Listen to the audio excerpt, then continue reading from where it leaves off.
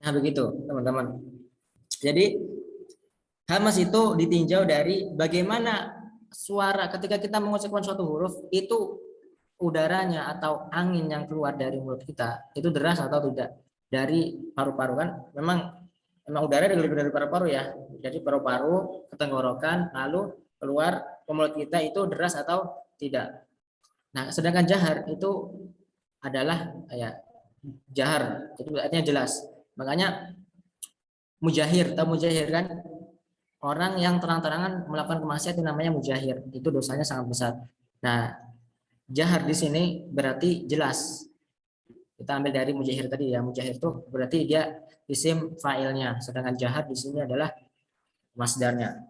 Jahar artinya jelas atau zahrun. Izhar juga bisa, jelas juga.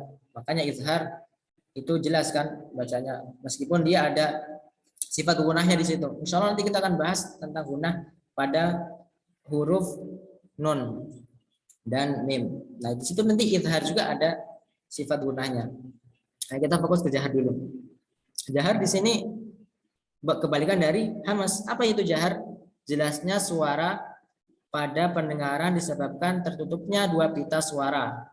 Nah, dan adanya getaran pada keduanya serta banyak tertahannya aliran nafas ketika huruf itu dibaca dari makhrajnya. Nah, ini huruf jahar sendiri agar mudahnya selain dari fahasahu syakhsun sakat, selain dari itu, selain dari fa, ha, sa, ha, apalagi sya, pokoknya selain dari semua itu, maka selain dari 10 huruf ini, maka huruf selain itu berarti dia adalah jahar. Jahar itu bagaimana? Dia tuh jelas, suaranya jelas semuanya. A, jelas kan? Pertama, itu dari segi kejelasan. Yang kedua, jahar itu berarti anginnya itu tidak deras. Ketika keluar angin, anginnya itu tertahan. Kenapa tertahan? Angin udara yang keluar dari mulut kita karena pita suara kita itu tertutup dan menghasilkan getaran. Contohnya, ketika kita baca A pasti di tenggorokan kita ataupun di pita suara kita itu pasti akan terasa bergetar. Nah, itulah tinjauan untuk ciri-ciri jahar bergetar, dan juga nafasnya yang keluar itu tidak deras hamas karena memang angin itu tertutup oleh pita suara yang tertutup akhirnya bergetar pita suaranya, dan angin yang keluar itu sangatlah sedikit, bahkan tidak ada gitu, bahkan ada sebagian huruf yang memang tidak terhalang sama sekali anginnya sehingga tidak keluar gitu. Nah, jadi kesimpulannya banyak sekali di antara para pelajar atau sebagian yang meninjau bagaimana membedakan hams dan jahar itu adalah dengan cara menggunakan telapak tangannya dihadapkan ke mulutnya.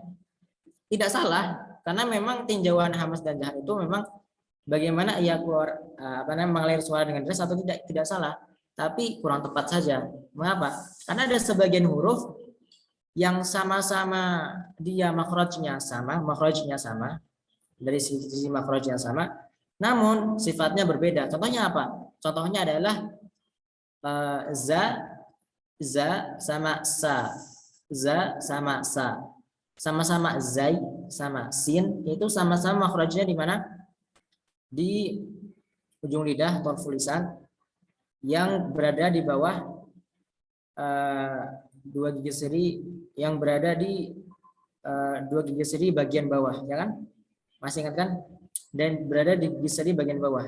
Za, sa itu memiliki makhraj yang sama namun memiliki sifat yang berlawanan. Sa itu memiliki sifat hamas, sedangkan za itu memiliki sifat jahar. Nah, kalau kita tinjau za itu kalau kita tutup seperti ini, tetap ia akan keluar angin meskipun anginnya sangat sedikit ya. Meskipun anginnya sangat sedikit. Sangat sulit apabila memang fitrahnya suara huruf itu dikeluarkan, diucapkan, itu memang ada anginnya keluar meskipun sedikit.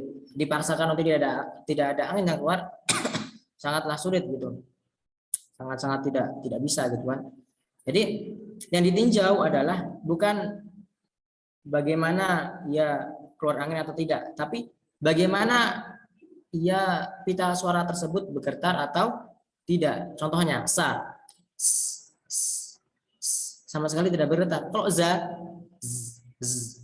bergetar. Nah, ini membedakan bahwasanya jahar dan hamas itu, yang membedakan antara keduanya yang paling terlihat, yang paling jelas adalah bergetar suara atau tidak, meskipun dari segi aliran suara itu juga termasuk gitu.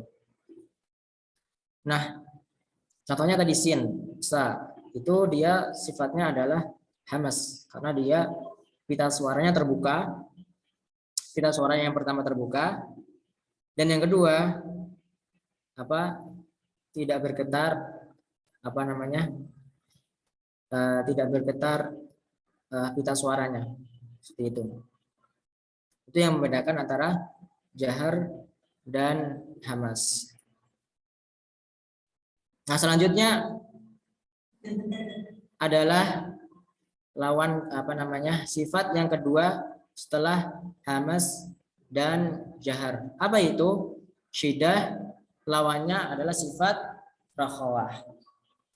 Syiddah secara bahasa itu artinya kuat atau tertahan. Kalau di sini kan tertahan gitu ya. Makanya di sini diambil dari apa, penjelasan dari bahasanya syiddah, tertahan. Maka di situ di buku ini dijelaskan syiddah adalah tertahannya aliran suara akibat dari tertutupnya makhraj. Akibat dari tertutupnya makhraj. Nah, begitu. Syiddah itu artinya secara etimologi itu artinya kuat. Bukan berarti kita bacanya kuat gitu ya. Gitu. Ja, enggak juga. Itu secara etimologi saja. Dan sedangkan untuk apa? Istilah syiddah itu artinya ya tadi di sini tertahannya aliran suara akibat dari tertutupnya makhraj. Jadi karena ia tertutup makhrajnya, maka aliran suara juga dia tertutup gitu. Aliran suaranya juga tidak mengalir. Jadi bisa kita simpulkan bahwa hamas dan jahar itu dia ditinjau dari apa namanya, bergetarnya vokal dan juga deras atau tidaknya apa namanya, udara yang keluar. Sedangkan untuk syiddah dan rakhawah itu adalah dari suara makhrajnya, apakah ia mengalir atau tidak. Nah, yang syiddah yang tidak mengalir suaranya itu ada berapa? Ada 8 yang terkumpul pada lafaz ajid, qatin, bakat. Nah, agar lebih mudah lagi, lebih mudah untuk dipahami. Contoh A. Misalnya kita matikan A, ditekan A, tidak mengalir suaranya. Contoh ja juga, ja, aj, aj, aj, susah kan? Nah, itu namanya syiddah, tertahan. Jadi suara itu tertahan ketika diwakafkan. Contoh qaf, aqo, aqdo, ab, ak, at. Nah, itu adalah salah satu sifat yang dimiliki huruf yang memiliki sifat syiddah. Dan selanjutnya adalah rakhawah, lawan dari syiddah. Dan di sini rakhawah harusnya di sini temanya adalah syiddah, rakhawah, dan bainiyah gitu. Jadi di sini itu kalau kita etimologikan, kita analogikan ke dalam kehidupan kita, syiddah itu perempuan, misalnya syiddah itu perempuan, rakhawah itu laki-laki, sedangkan bainah itu banci gitu ya. Zaman dulu emang ada. Zaman dulu itu ada itu. Makanya sampai apa namanya, ulama fikih itu, ulama fuqaha membahas bahwasanya banci itu tidak boleh mengimami laki-laki, bolehnya hanya mengimami perempuan gitu. Dan zaman dulu memang ada, karena emang dari lahir sudah ada dua kemaluan. Makanya dibilang banci gitu kan ya. Dibilang banci. Namun kalau zaman sekarang sudah jarang. Karena zaman sekarang itu sudah canggih, dan apabila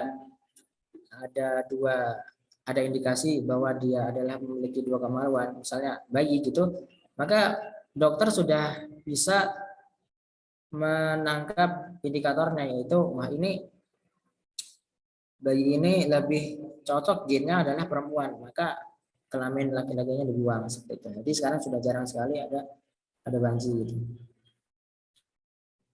Ini bahasnya malah ke banci ya. Oh. Nah, syidah tadi yang sudah kita ketahui, ajid futin bakat, yaitu tertahannya suara, aliran suara itu tidak mengalir begitu kan. Nah sekarang adalah rokhawah. Rokhawah itu adalah mengalir suara, mengalirnya suara pada tempat keluarnya huruf. Jadi makhraj yang huruf itu suaranya mengalir begitu. Jadi berbeda dengan rokhawah sendiri. Hurufnya apa aja?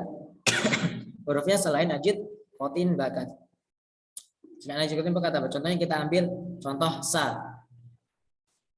As, mengalir kan, mau ditekan sekuat apapun ia akan tetap mengalir suaranya.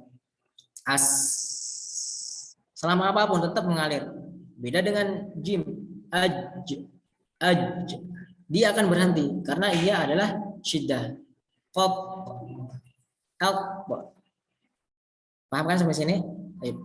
Jadi rokhawah dan syiddah itu bedanya adalah dari ia mengalir suara atau tidak, mengalir suara atau tidak. Contoh lain, misalnya apa? Selain sin, contohnya kho, al,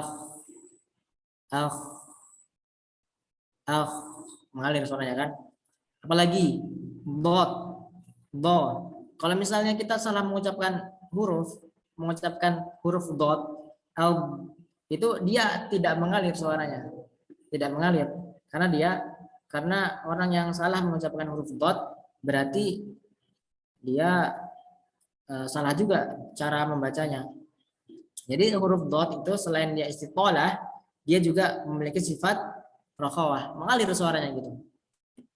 Nah dari sifat istiqolahnya itulah yang menyebabkan huruf dot itu memiliki sifat rokhawah.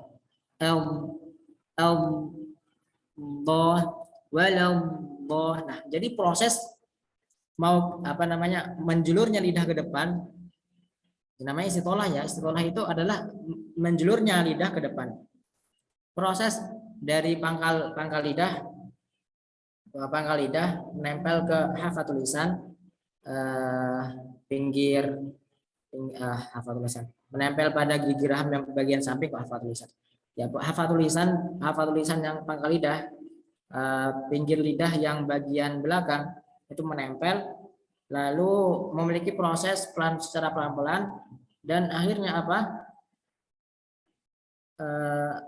lidah yang depan itu menjulur ke depan. Nah itulah terjadinya sifat istitolah pada huruf dot. Nah karena ada istitolah, maka dot ini terjadilah juga masuk ke dalam sifat rokhawah juga. Jadi dot ini juga memiliki sifat rokhawah. Contohnya walau seperti itu.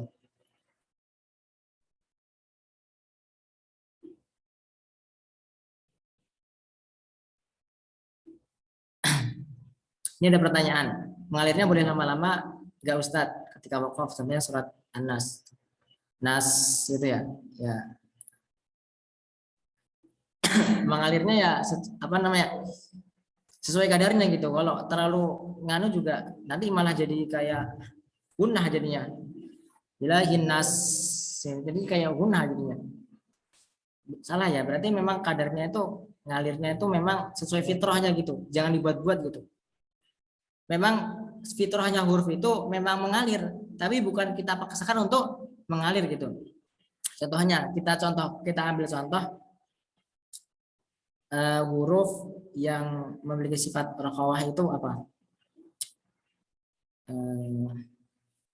sin, ya nas tadi ya sin. Ilahin nas. Sesuai fitrahnya aja, jangan dibuat-buat ilahin nas. Jadi orang awam aja dengarnya aja lawak gitu ya, lucu. Ini orang baca Quran apa candaan gitu kan. Jadinya sesuai fitrahnya saja, sesuai dengan keumuman huruf tersebut diucapkan seperti itu. Paham sampai sini ya?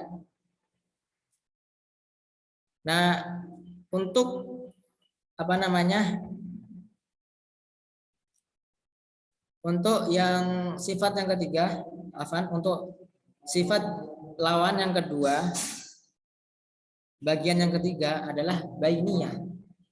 Dari sifat bainiyah, baina wa baina berarti antara-antara gitu kan ya. Ataupun juga bisa disebut tawasud. Tawasud itu adalah tengah-tengah. Jadi golongan yang tengah-tengah itu namanya apa? Enggak. Golongan yang apa ya? Baina manzilatain apa? Enggak usah bahas itu ya. Tawasud kita. Tawasud adalah yang tengah-tengah.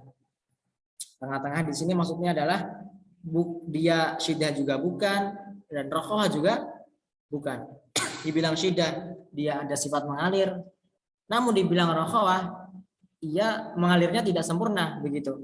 Ada berapa hurufnya? Di dalam Jazari disebutkan wa baina rihwin wa syadidi lin Umar. Wa baina rihwin wa syadidi lin Umar. Jadi Imam Ibnul Jazari rahimahullahu taala itu menyebutkan rokhawah itu dengan rihwun. Jadi kita boleh mengucapkan rihwun atau rokhawah begitu.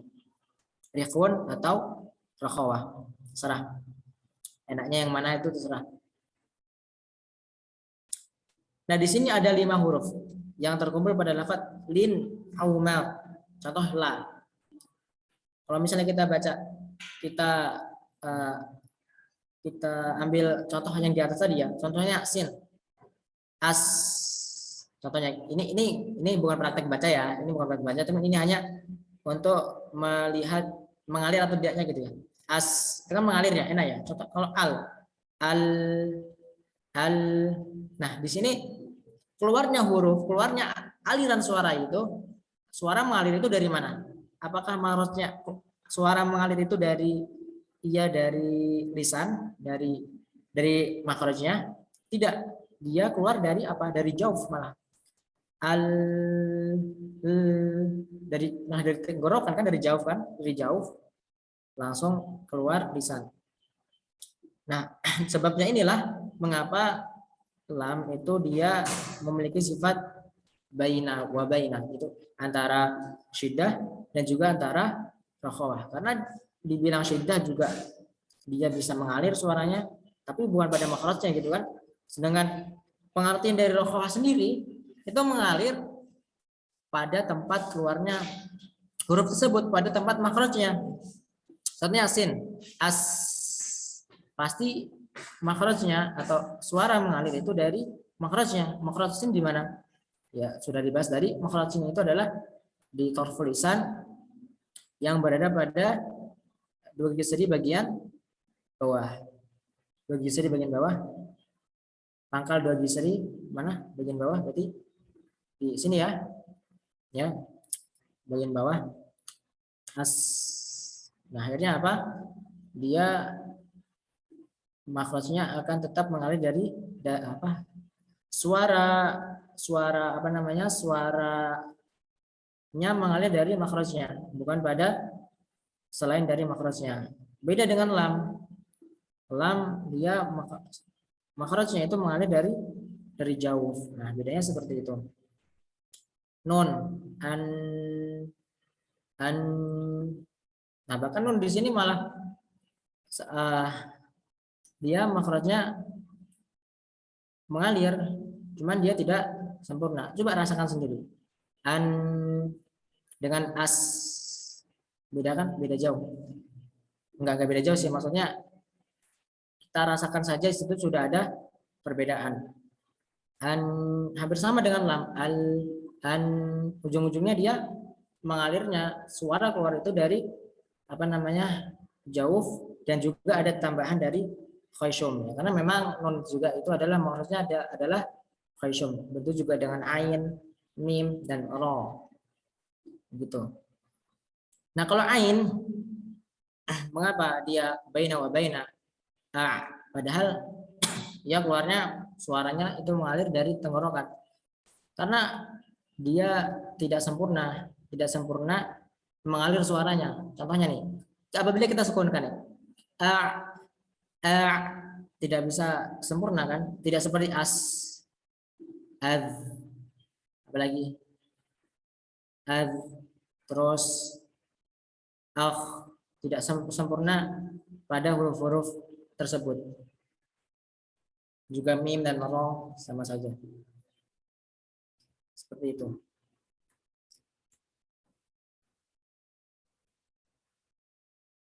Ini ada latihan, antum bisa latihan sendiri mungkin. Kita bahas teorinya saja. Nah, sifat yang selanjutnya yang dimiliki setiap huruf itu adalah isti'la, lawannya adalah istifal. Begitu. Isti'la lawannya adalah istifal. Isti'la secara bahasa itu adalah naik atau tinggi. Isti'la artinya adalah tinggi. Maksudnya apa? Maksudnya adalah aqsa lisan itu naik ke atas. Aqsa lisan itu naik ke atas, ke langit-langit, apa menempel pada langit-langit atau menuju ke langit-langit. Mengangkat, meninggi gitu. Kok menempel apa? Meninggi maksudnya. Meninggi ke langit-langit, diangkat ke langit-langit sehingga dia itu menghasilkan suara yang tinggi begitu. Dan satu hal yang penting adalah lidah itu apa? Tegang, lidah itu tegang. Tidak luas gitu enggak, tapi tegang. Kalau luas nanti jadinya istifal. Contohnya kho. Kalau luas jadi kho. Jadi nanti dia setengah-setengah antara isti'la dan juga istifal. Contohnya lagi so. Nah, aksolisan tahu kan aksolisan? Aksolisan adalah pangkal lidah. Jadi lidah yang paling belakang itu dia naik ke atas. Nah, di sini ada contohnya kemarin, sebagian contoh dari makhraj. Dia diterangkan juga mufakhamah. Teman-teman bisa lihat mana ya? Nah, so, lihat ini. Ini adalah pangkal lidah itu naik ke atas. Contohnya lagi, apalagi to, lihat to. Ini juga pangkal lidahnya naik ke atas. Selain itu apalagi? Ro dengan ri tipis. Nah, ro yang tebal itu selain naik, selain apa namanya tegang, apa namanya lidahnya tidak luas, ia juga naik. Nah, sedangkan ro yang ri yang tipis, dia lidahnya itu luas gitu, rileks lidahnya luas, dan angin yang keluar itu juga apa namanya, jadi dia masuk ke dalam istifal gitu. Angin yang keluar juga langsung ke mulut ya, meskipun ro itu juga dia memiliki sifat apa, inhiraf ya, jadi suara angin itu tidak sempurna keluarnya gitu, dia membelok ketika mengalir. Misalnya nanti ada pembahasan sendiri di makhraj huruf yang tidak berlawanan. Nah, di situ shad, dha. Nah, itu adalah sifat isti'la.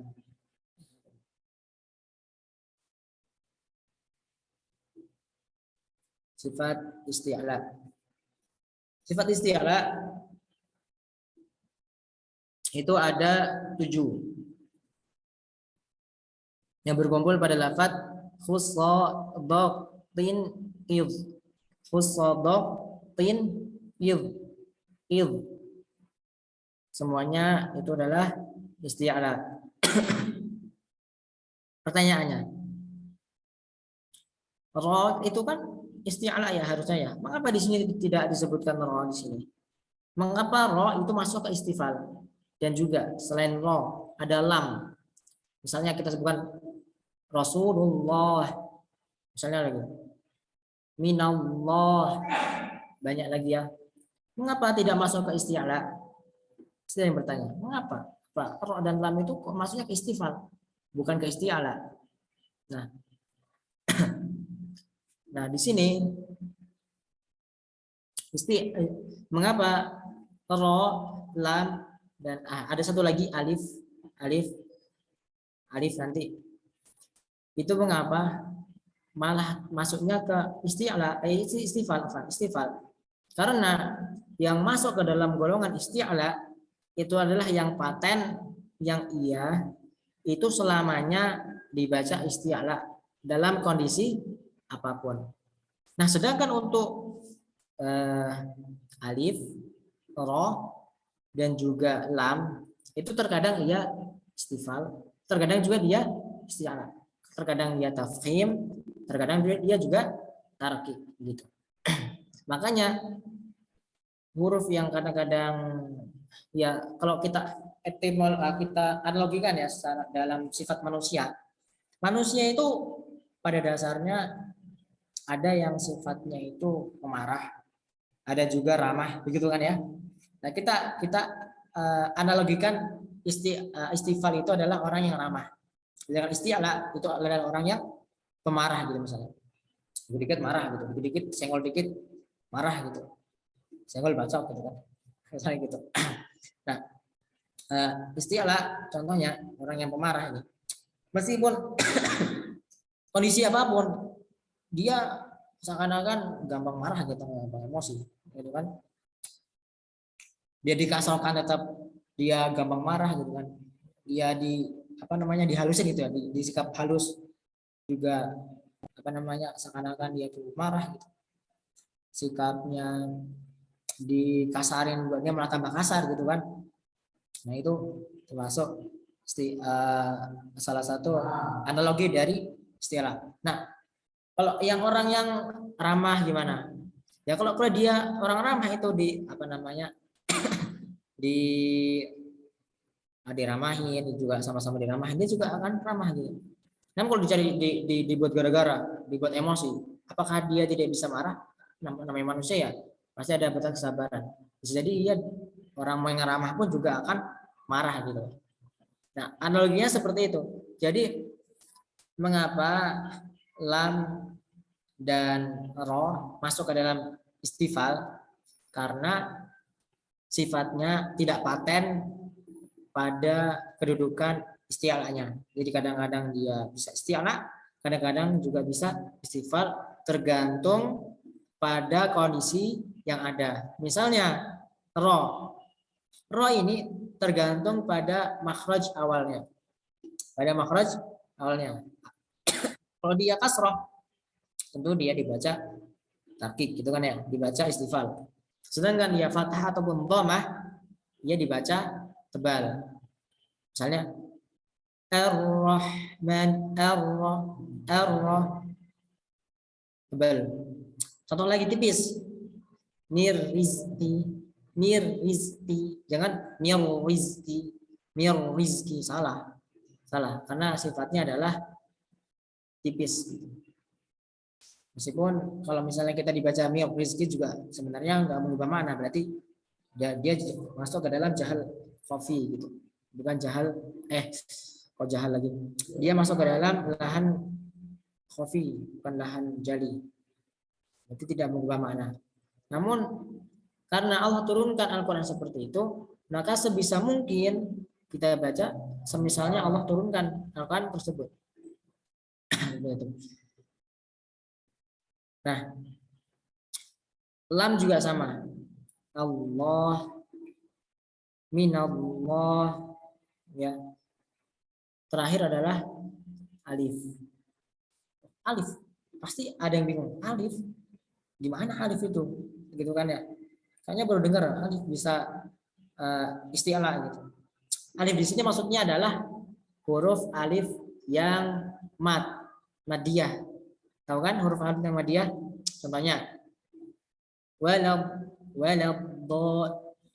waladhdallin waladhdall. Nah, yang dhad ini panjangnya kenapa? Panjangnya kenapa? Karena alif. Nah, alif di sini ada sebagian ulama yang memutlakan semua alif itu dibaca istifal. Makanya ada yang membaca waladhdallin. Tapi ada juga yang jumhur ya, yang kebanyakan yang dipakai juga adalah dibaca tebal sesuai dengan huruf sebelumnya. Misalnya alif setelahnya dhad, waladhdallin. Maka alifnya juga dibaca tebal. Nah, kalau tipis ta misalnya ta itu dibaca tipis tanya. Alifnya maksudnya. Karena sebelumnya adalah dia hurufnya istifal. Nah, sisa dari kita lanjutkan lagi. Nah, sisa dari huruf isti'ala berarti dia istifal. Misalnya huruf isti'ala itu udah berapa? Fusadaf tin iz 1 2 7. 7 berarti sisanya ada berapa? Ada sebagian yang mengatakan 29 ya hurufnya. 29 huruf hijaiyah, ada yang mengatakan 30 huruf hijaiyah karena ditambah dengan 6 alif ya. Tapi kebanyakan 29 gitu. Jadi 29 dikurang 7 berarti sisanya adalah itu. Sisa dari 29 dikurang 7 itu. Jadi huruf istifal. Huruf istifal berarti selain huruf yang ada disebutkan tadi. Nah, secara bahasa teman-teman, istifal itu asfal kan, istifal secara bahasa itu asfal tuh yang paling bawah, berarti istifal tuh berarti bawah gitu kan ya. Artinya apa? Istifal artinya kebalikan dari isti'la. Isti'la itu naik. Yang naik apanya? Yang naik selain suaranya naik, juga aqsa lisan atau pangkal lisan itu juga naik ke langit-langit mulut, ke langit-langit mulut. Nah, istifal itu kebalikan dari isti'la. Jadi selain dia turun apa namanya lidahnya, pangkal lidahnya,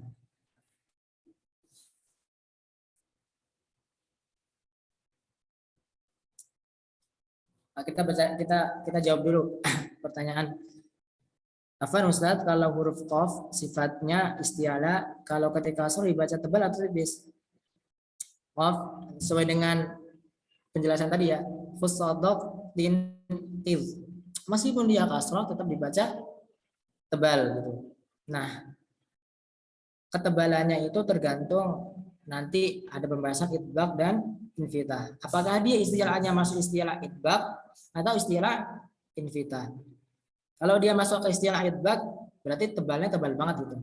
Kalau lebih mudahnya lagi ada yang tebal, sangat tebal, over tebalnya gitu mungkin.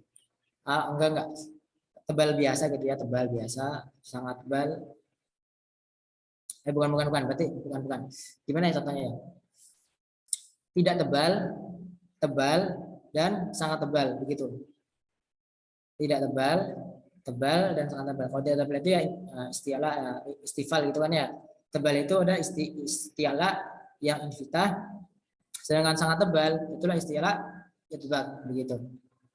Nah, kalau untuk huruf qaf pertanyaannya apakah tebal dibaca kasroh? Iya, dibaca tebal karena ia masuk ke dalam isti'la, hurufnya masuk ke dalam isti'la. Nah, kalau misalnya kita praktek misalnya, kok kita bacanya ki-nya dibaca tipis, ki kayak huruf kaf gitu kan, ki.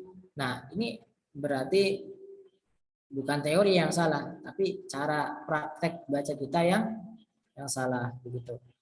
Sesuai dengan makhrajnya kemarin, qaf adalah pangkal lidah atau lisan itu menempel pada laham, pada daging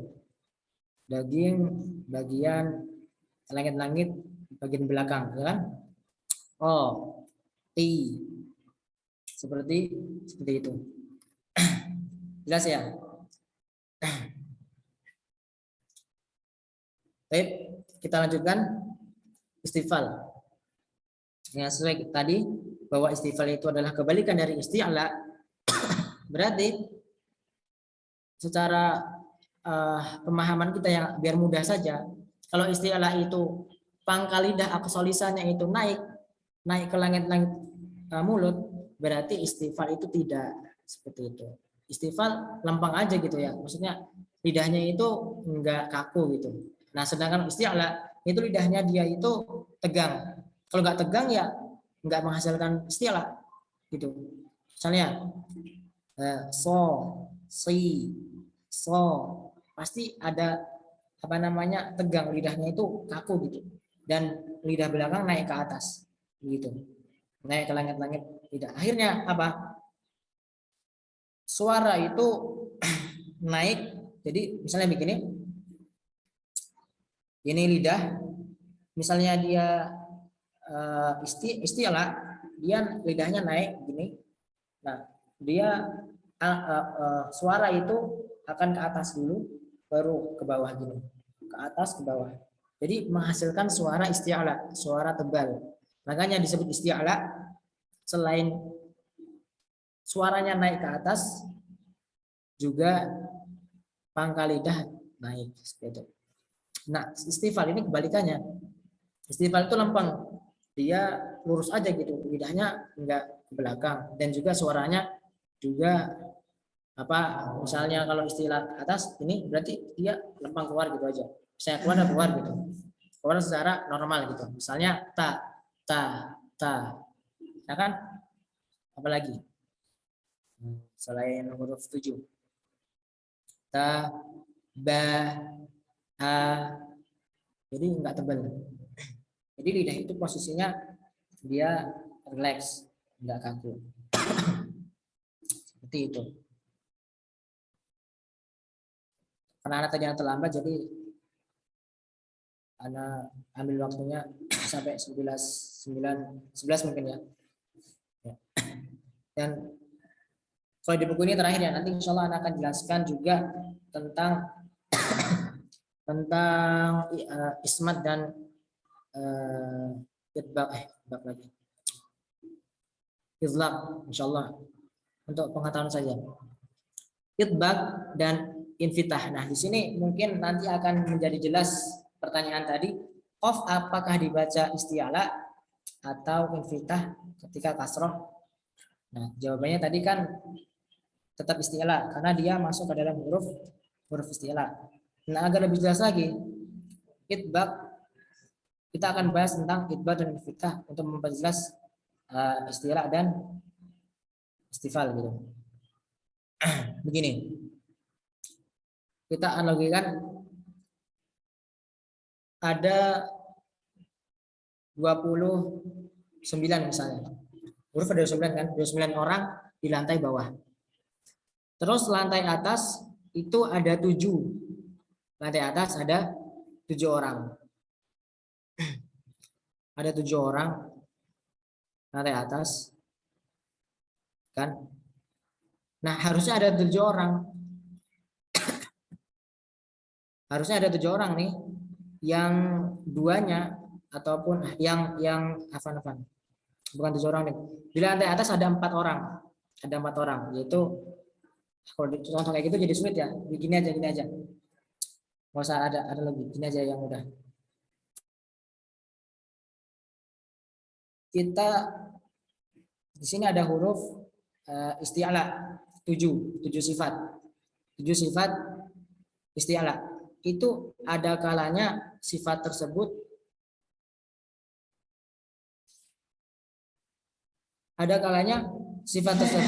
masuk ke dalam itbaq, dan juga ada kalanya sifat tersebut masuk ke dalam infitah. Nah, biar kita pahami, kita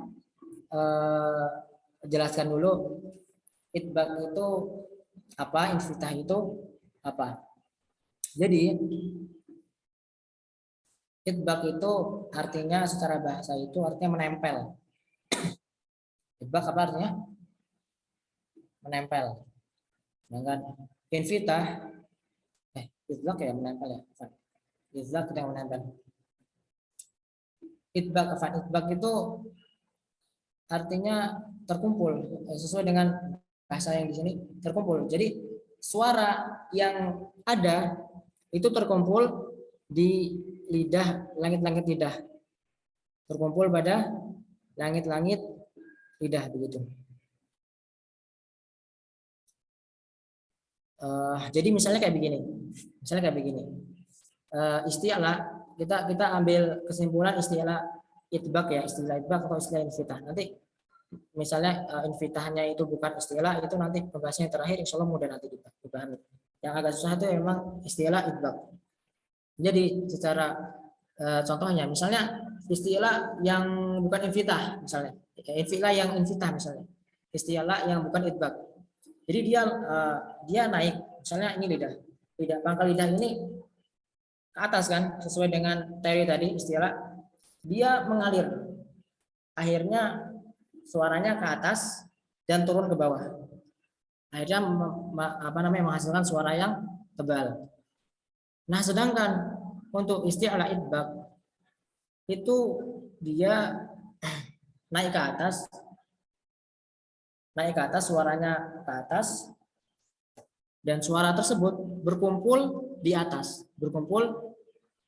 bagian langit-langit atas, begitu, bagian langit-langit atas. Contohnya apa? Misal so, si, so. Selain dia itu tebal, dia juga suaranya itu enggak langsung keluar gitu. Jadi suaranya dia itu berkumpul di langit-langit atas. Beda dengan kho. Bedanya dengan kho. Ya, kho. Meskipun dia isti'la kho, tapi dia tidak seperti so. Satu lagi kho. Contoh lagi kho. Dia tidak kumpul kan? Beda kan? So dengan oh, beda kan? Lalu kalau mengkasarkan bagaimana? Nah, ini akan terlihat sangat beda ketika dikasarkan. Contohnya ti dengan si sangat beda jauh. Si seperti itu. Jadi kalau itbaq itu dia suaranya terkumpul pada langit-langit mulut. Jadi dia tidak langsung keluar, dan juga suaranya tidak terkumpul masuk ke dalam banget. Jadi kan ada sebagian orang yang mengucapkan itbaq itu terlalu dalam ya. So sampai dalam banget gitu. Salah, itu salah cara bacanya. Jadi hanya terkumpul di langit-langit mulut suaranya. Jadi secara biar mudah dipahami saja, kalau istilah itbaq itu dia terkumpul, sedangkan istilah yang bukan itbaq atau istilah infitah dia suaranya naik langsung turun ke bawah, langsung keluar dari mulut, seperti itu. Bedanya seperti itu. Nah, untuk standaritas bagaimana bacanya yang benar bagaimana tergantung apakah pengujinya nanti ketika membaca Al-Quran membenarkan atau diam saja. Tergantung pengujinya. Siapa pengujinya. Seperti itu.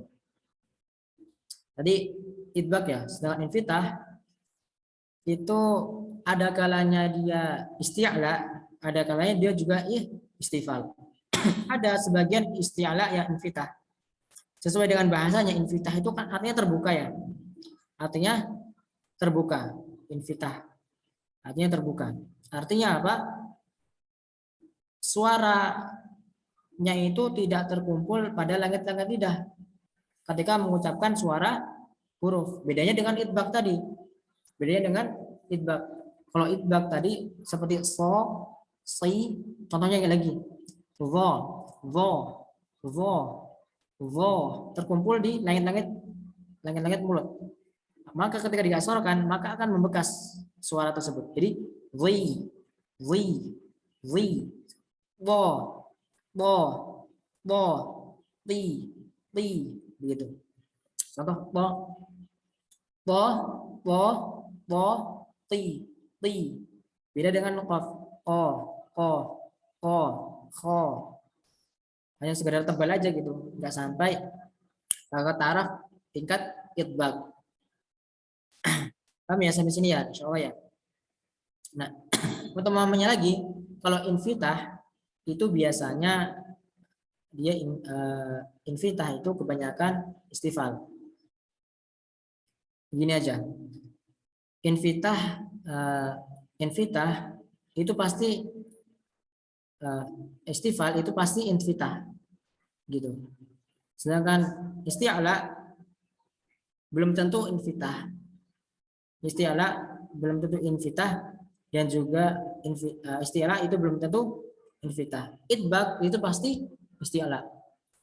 Pokoknya idbag itu pasti diambil dari huruf isti'la. Maka mengapa kita jelaskan idbag itu kita jelaskan dari pengambilan contohnya dari huruf isti'la, karena memang idbag itu pasti isti'la gitu. Tapi belum tentu isti'la itu idbag. Belum tentu istilah itu idbag, bisa jadi infitah, dan juga belum tentu istilah itu infitah, bisa jadi idbag seperti itu. Agak puyeng kan? Agak mutar ya jelasnya. Nanti insya Allah ditanyakan aja langsung apabila tidak ada pemohon. Alhamdulillah kalau paham ya. Sebenarnya ada satu lagi sifat nih, nanggung. Insya Allah anak serangnya cepat. Yang terakhir adalah lawan kata dari idlaq dan ismat. Idlaq itu ya tadi, idlaq itu artinya adalah menempel, sedangkan ismat itu artinya adalah somat, diam artinya. Mengapa idlaq itu artinya adalah mudah diucapkan secara tajwid ya, secara bahasa itu, secara istilah itu adalah huruf yang mudah diucapkan bagi orang Arab. Jadi bagi pemahaman Arab, bagi apa ya, bagi orang Arab lah gitu ya. Kalau orang Indonesia mah mudah. Contohnya kalau di sini familu bil muhlaqah, lupa nah hurufnya. Faramilu bil huruful mutlaqah. Faramin lubi. Fara fa ra mim lam ba, la fa ra ma, itu semuanya adalah izat. Itu mengapa mudah bagi orang Arab? Karena itu adalah keluar dari ujung lidah dan juga bibir. Mengapa mudah? Karena mereka menganggap bahwasanya huruf idlaq itu yang faramilubi itu perbatasan mulut. Jadi ketika mengucapkan huruf itu langsung keluar aja gitu, mudah gitu. Nah, selain dari itu namanya ismat, susah pengucapan hurufnya. Contohnya A, lagi. Ya, pokoknya selain tadi faramilubi. Oh, kalau kita Indonesia ya nggak masuk ya, maksudnya nggak masuk ke dalam pembahasan ini. Yang Indonesia A, I, U ya mudah aja gitu. Contohnya O, Q, Q ya mudah aja gitu. Nah bagi mereka susah membacanya. Misalnya A, misalnya A, ma, misalnya A, ma. Mereka sulit mengucapkan huruf tersebut. Misalnya ada gabungan A, misalnya ada A, mana misalnya. Makanya mengapa A mana jadi A mana kan?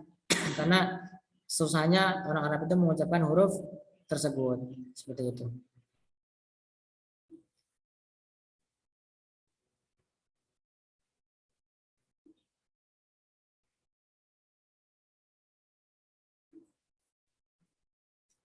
Izlaq itu tulisannya izlaq pakai izlaq, laq pakai qaf, izlaq.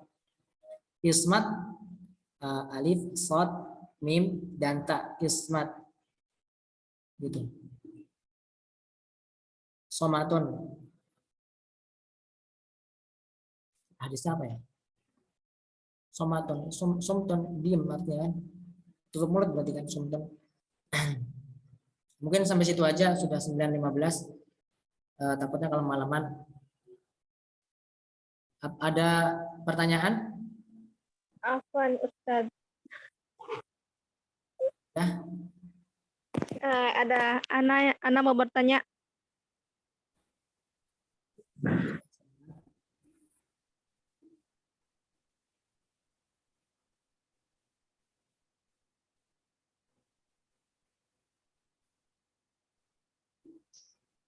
Apaan? Nanya apa yang nggak ada suaranya?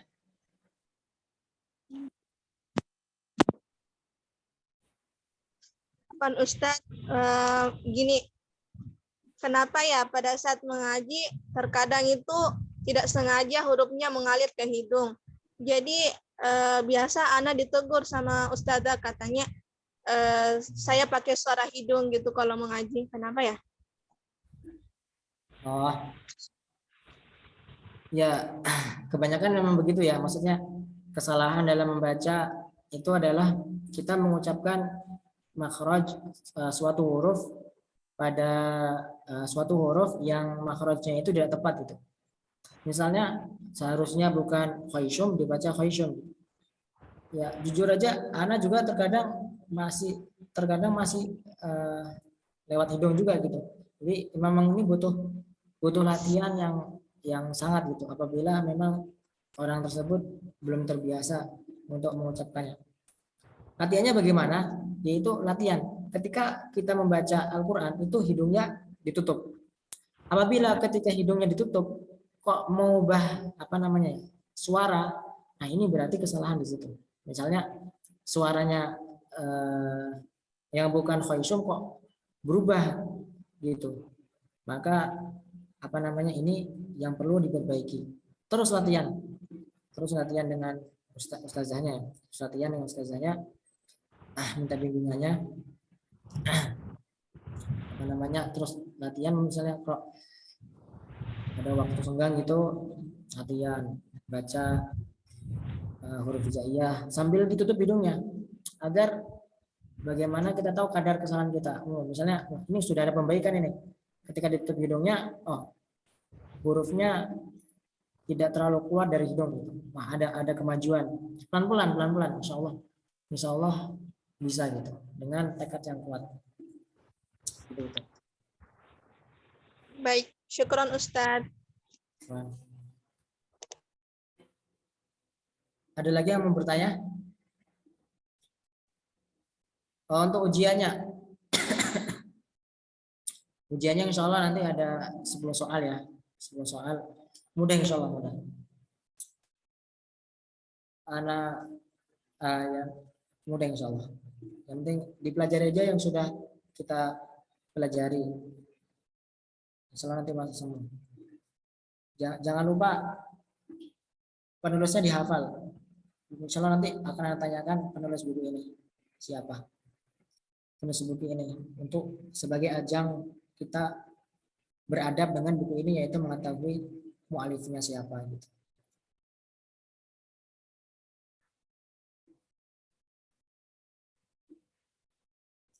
Karena kemarin tuh anak buatnya dari kemarin ya. Sebenarnya materinya itu sampai makhrajul huruf saja. Ya, makhrajul huruf saja. Untuk yang sifatnya, kalau misalnya antum mau sifatnya juga nanti anak tambahin lagi soalnya mau. Nanti mungkin sifatnya nanti anak tambahin soalnya tentang sifat huruf yang mempunyai lawan saja. Begitu.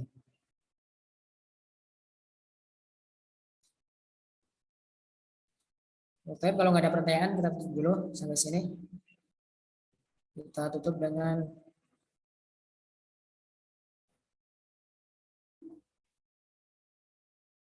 ya sampai sifat huruf untuk ya sampai sifat huruf.